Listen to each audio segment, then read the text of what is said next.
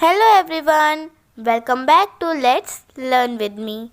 Today in this video, we will see a short speech or essay on Independence Day. So let's start. Good morning everyone. Myself Priya from grade UKG. I wish you a very happy Independence Day. Today is 15th August. It is our national festival. It is very important day for us. We got freedom on this day. Our Prime Minister hosts national flag on this day.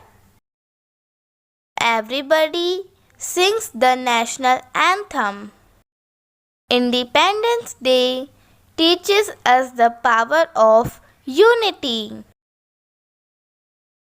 I love my country very much. I am proud to be an Indian.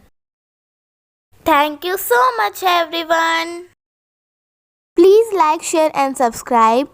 Thanks for watching and also wishing you a very happy Independence Day.